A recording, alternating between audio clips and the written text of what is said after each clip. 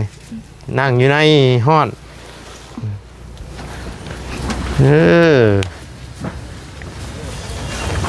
ใหญ่พื้นที่ดงไปตารางบนโต๊ะเคลื่อนใช่ไหมติโอ้ยมือเลยได้กินข้าวจนจ้อยแล้วกับพี่น้อง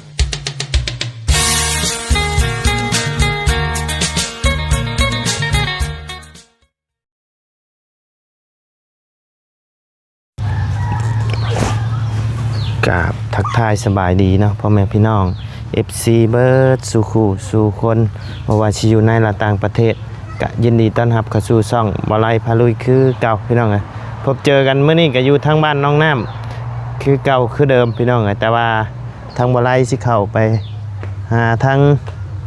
สาวเพชรเพิ่นก้อนพี่น้องมาเพิ่นเป็นจังไดแน่แล้วเนาะหลังจากที่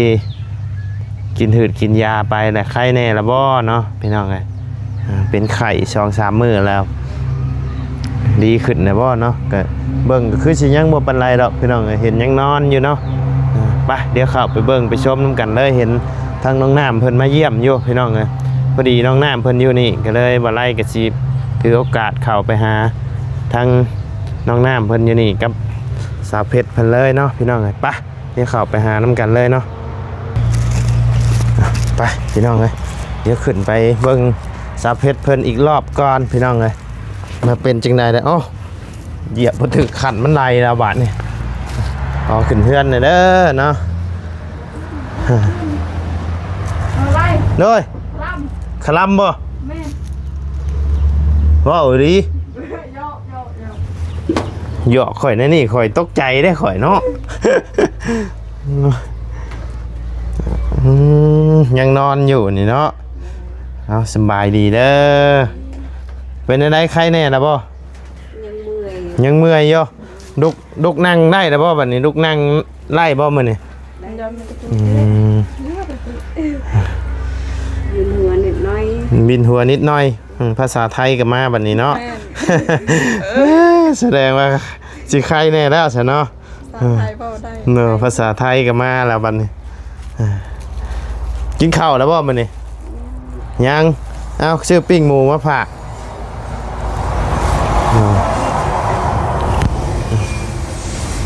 หนีบไม้ดูนังนับหนีบให้เจ้าก็ได้เราอาการคือสิบไหวแล้วล่ะยังบ่ดีขึ้นบ่หนาวบ่เดี๋ยวนี้โอ้ขอดฮ้อนเพื่อแตนอยู่กลางคืนก็ไปถ่ายตกบันไดโอ้มันบาดใช้เบิ่งดูดุกเบิ่งดูดุกเจ้าดุกได้บ่ดุกเบิ่งดูแดงไปเลยพี่น้องตกบันไดโดยโอ้ยเนาะมันเมื่อยเด้ไปบ่ไหวลูกนั่งนี่ก็บินแล้วเนาะบ่ไหวพี่น้อง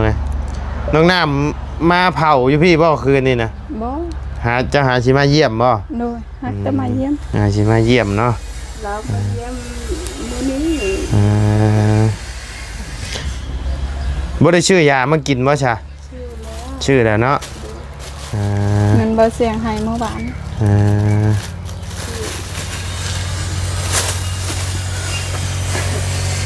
ยังบ่ได้ไปหาหมออยู่เนาะบ่ใส่เงินปากจนติดต้องใช้แนวปิดปากบ่เจ้าคือบ่ใช้ค่ะเจ้าเปิดกล่องก็ค่อยบ่ใส่เข็นเจ้าบ่ได้เปิดกล่องค่อยใส่ซองป้องกัน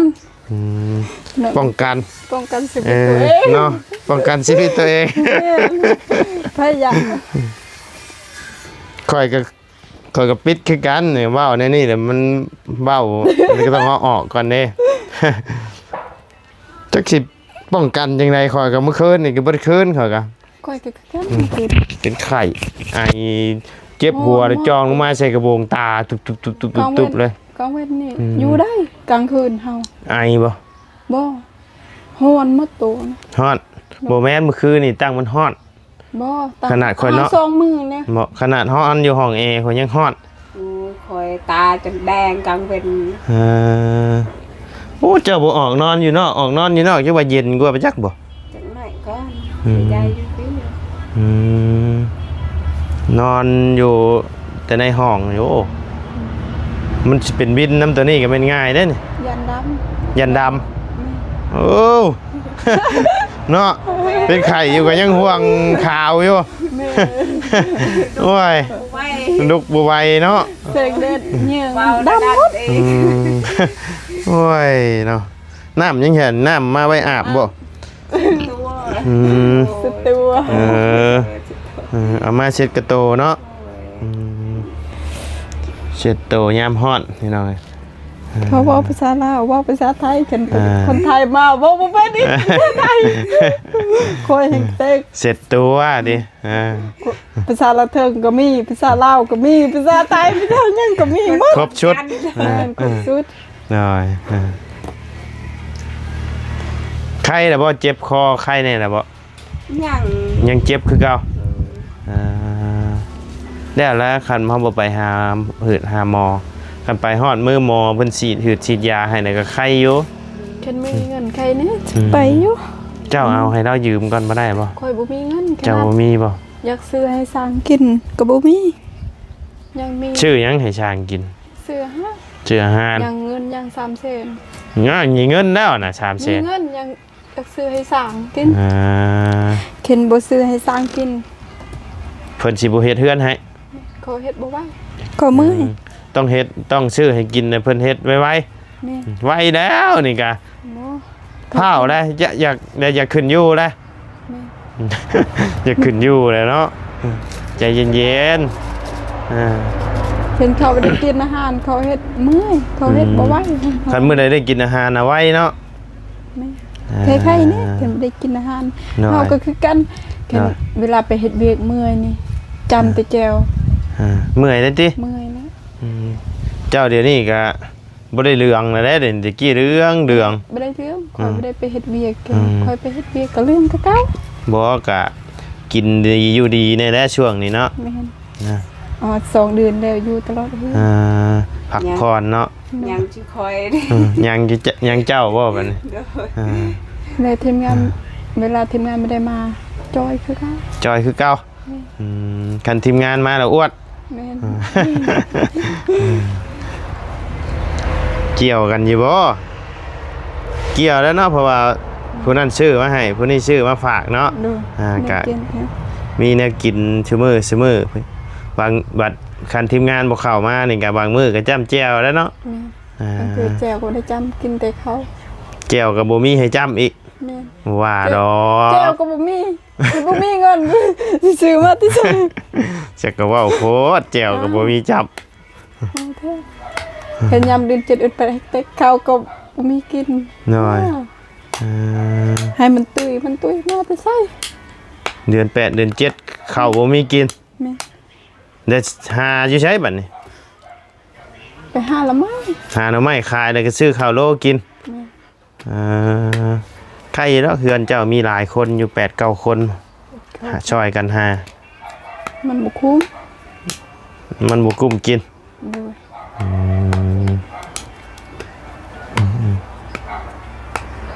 ดู คือสิเมื่อยเนาะหายใจแบบอยู่กินข้าวแล้วก็กินยาแต่ว่ากินยาแล้วว่าแต่เช้ามานี่ กินแล้วยานะเขากิน มันคือบ่กินใช่ข้าวกินข้าวน้ำนะ บ่แซ่บกินมันบ่ยาก เมื่อย อาการหนักอยู่ได้นี่เนาะบ่ไปหาหมอจักเทื่อบ่ได้ไปหาหมอมีแต่นอนห่อนอยู่นี่บ่ไหวได้นี่ เขาก็ได้กินกินเขาวนะ ข่อยบ่กินแล้วข่อยนะ กินนะ กินอยู่ห้านเจ้อารมณ์ดี ดู ประจำแล้วประจำห้านเจ้อารมณ์น่ะดีแหละ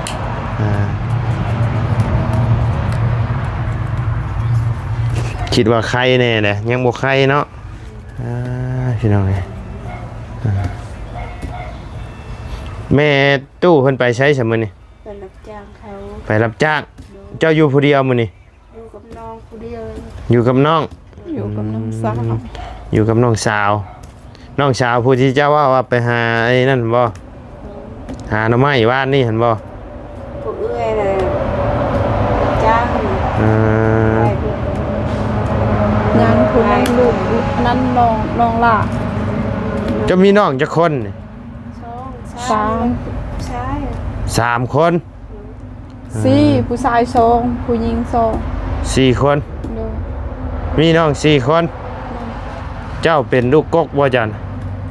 บ่ายอ้ายบ่แม่น3ลูกน้องนะผู้นึงอายลื เพิ่น มได้ โอ้ยเนาะเจ้าก็ได้ ลืมแล้วผมคิดเราเป็นเอื้อย อืมเจ้ามีอ้ายผู้หนึงเนาะแล้วก็ต่อมากันเจ้าแล้วก็น้องผู้หญิงอีก2 คนอืม น้อง5 เอ้ามาจะใช้อีก เอาผัวมีน้อง5 คน 2โดย น้อง5 คน โดย เอาผัวชอง เอาผัว2ยัง ยัง ผู้หญิงยัง2 ผู้หญิงยังชอง โดย กะซีแต่ว่า 4 5 หาได้ใช้เอาผัวชองอยู่ อยู่2ผู้ อยู่ ชายอีก ผู้ชายก็ว่าอ้ายแล้ว อายผู้หนึงอีกอายอาย เออได้ไรบัดนี้ เบิ่ง เออ ผู้หญิงนั่น2ยังบ่ทันเอาผัว ได้เอาผั น้ ว อง ชอง ชายอีกผู้หนึง เออ อายอีกผู้หนึงผู้สาว ทั้งเบิด7 คนบ่เฮือนจ้ะเอ้ยน้อง เอื้อยน้องพวก เด้อ 7เนาะ เอ้าเจ้ากับอ้ายนี่ก็ ไม่ใช่ไม่ใช่ตะเปิดตะบูเด้อ 7แต่ว่า 7 จนบ่จื้อไอ้น้องกันนี่เนาะ แต่หลายคน กัน7ก็ซ้ำกันแล้วกับข่อย ไอ้น้อง ใครคุยจู้ๆ เป็นไข่กันจนบ่จื้อบ่โอ้ยเนาะ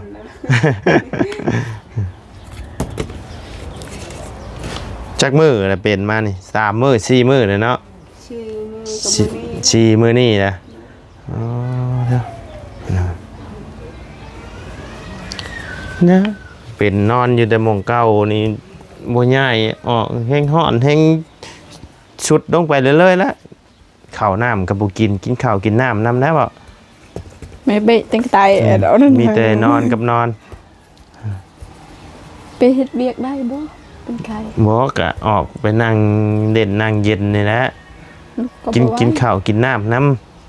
กินข้าวบ่อยาก ำบ่อยากกระพื้นกินเอานี่นะบ่ เฮาบ่อยาก แห้ง เฮาบ่กิน แห้งบ่กินแห้งเมื่อยแล้ว บ่เฮาแค่บ่อยากกินบ่กิน คันบ่อยากแล้วบ่กินดอกจ้ะ กินน่ะมันจะหากินได้บ่ กระพื้นกินเอานี่นะ บ่ แล้วบ่เอาแต่ใจคือเจ้าเนาะบ่กินนั่นเองคือเจ้า คือสอบแพทย์แม่มันบ่กิน เออ เป็นมื้อเช้านี่ เออ เจ้าอยากกินก็กินบ่ ข่อยขมังคือกันแล้วข่อยก็ เจ้าว่าคันมื้อใดเจะเป็นใครเจ้าอยากกินก็เอาให้กินอยากกิน กะ ยัดใส่เอา กินก็กินได้พอเฮากินยาลงเห็นนะ อยากกินก็ยัดเอา ยัดเอาเลย แม่น โอ้ยเนาะกินน้ำค่ำน้ำใดก็ยังดีได้เนาะพอบ่ให้เป็นกระเพาะไอ้แล้วพอบ่เมื่อยกินแต่ยาลงไปบัดยากัดกระเพาะมันแห้งแล้ว ตอนนั้น แล้ว ทีมงานกำลังมาตอนนั้นคอยกินข้าวก็อยากซ้ เออ ำมิดทีมงานมา หน่อย อิ่มเลย อ่า เดี๋ยวนี้กิน มันสิ้นแล้ว เห็นทีมงานเข้ามาแล้วเจ้าบ่อยากเข้า แม่ เป็นอะไรคือจังว่าบ่อยากเข้า เห็นทีมงานหลาย เห็นทีมงานหลายแล้วเจ้าบ่อยากเข้า โดย จากมื้ออาทิตย์หนึงได้กินข้าวเลย ตอนนั้น เจ้าดีใจหรือว่ามันเป็นอะไร โอ้มันย่าน ย่านบ่ แม่ ย่านมันย่านแน่ๆน่ะเพิ่นเข้ามาซอยไปแห่งย่าน ย่าน เออ บ่เคยเห็นมาเห็นหน้า เจ้าบ่เคยเห็นบ่ แม่อด คิด เอาข้าว คิดย่านคิดอายบ่ บ่ข้าวก็บ่อยากกิน ข้าวก็บ่อยากกิน โดยเคน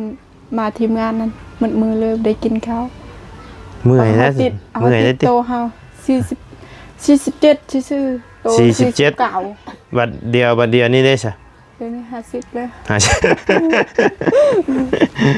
เดี๋ยวนี้ก็ยังย่านอยู่บ่เดี๋ยวนี้ บ่อยาก บ่ย่านแล้วบัดนี้เนาะว่ายังสิย่านอยู่เฮือนหลังมึกใหญ่เฮ็ดเฮือนหลังมึกใหญ่ให้ยังสิย่านอยู่เนาะ บ่ยาน บ่ย่านแล้วบัดนี้เนาะ ดู ยันว่ายังย่านอยู่ บ่ มื้อนั้นคือเห็นไปเฮือนน้องไส้บ่มื้อน่ะ ไม่ได้เจอเห็น มื้อใดเนาะช่วงวันที่20ใช่วันที่20หรือ21นี่แหละแม่นวะ ใส่เสเอ็ดเอา ประมาณวันที่20นี่แหละ แม่น แม่นบ่ สาว ทีม เห็น งานทีม เห็น งาน เห็นไปดองบ่ไปงานแต่งบ่ ไปนั้นไปบัดเซิร์นวันที่นั้นวันที่19วันที่20แล้วน้อยอีกพาไปเล่นเพื่อนน้องไซไป โอ้บัดเชิญไปฮอด บ้านน่ะล่าง บ้านน่ะล่างมาฮอดพี่บ่สิยาวกะ โน เป็นไอ้น้องกันบ่ บ่หมู่พาไป หมู่พาไป ถูกบัดเซิร์น แหละหมู่ชวนไปนำ โดยทีมงานลูกเมืองคอยจังไผ อืม กันทีมงานอยู่บ่ได้ไปแล้ว บ่ได้ไปเนาะ โดย เพราะว่าทีมงานเมื่อเบิดมื้อน่ะเนาะ โดย ก็เลยได้ไปพี่น้องอ่ะ หมู่ชวนก็ไป นอนบ่ได้กลางมุ้งกลางหยังบ่จะนอนยุงบ่ครบบ่ บ่เคยกัน มันใกล้หนองน้ำใช่ไหมเนาะแห้งเป็นไข่อยู่แห้งนั่นแหละนี่นอนตรงกลางมุ้งน้ำได้นี่บกกลางมุ้งก็มีพัดลมเป่าแห้งไข่เลยเนาะต่อพื้นต่อไฟมาแต่มาอยู่บนนี่มีอยู่ไฟเนาะจะมีพัดลม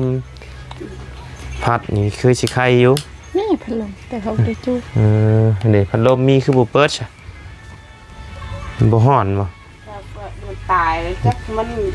น ตายแล้ว มันตายเลยเนาะ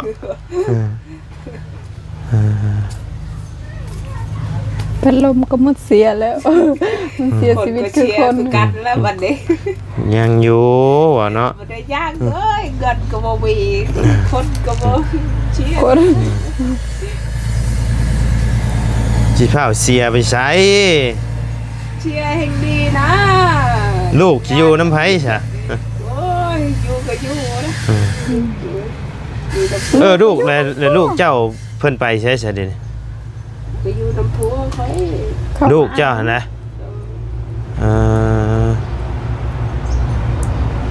เจ้าลูกเจ้าบ่ได้อยู่น้ำเจ้าจักคนบ่อยู่น้ำผัวเบิด ยังเลี้ยงตัวเองก็ยังคุ้มก็เลี้ยงลูก ลูกนะอยู่บ้านในลูกจะผัวจะนะขอโทษนะฮะ บ้านพลาด อยู่ บ้านชิเดน ชายแดนพวก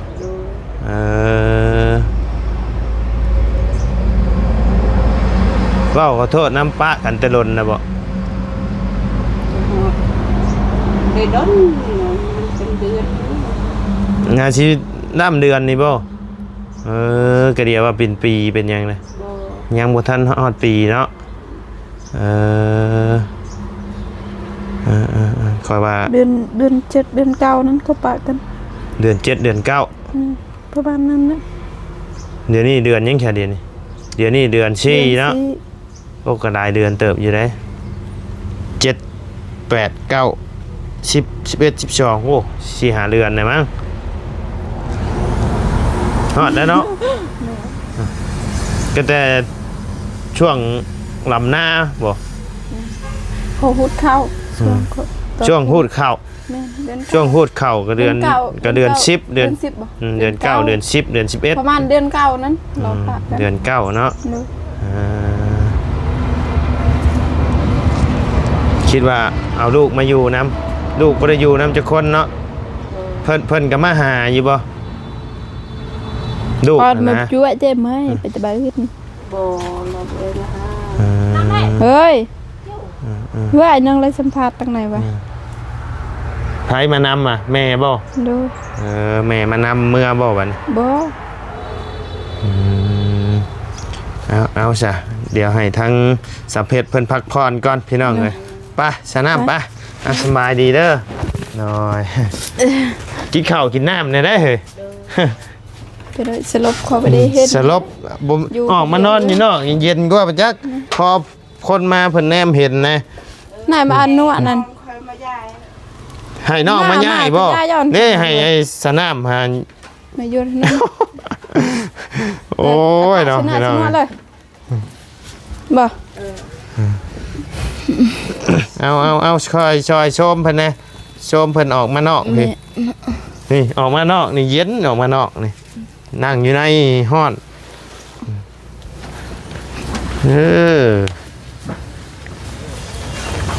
ใหญ่พื้นที่ก่อนพี่น้องนะมันห้อน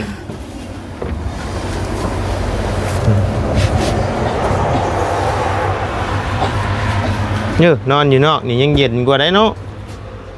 เด้ออยู่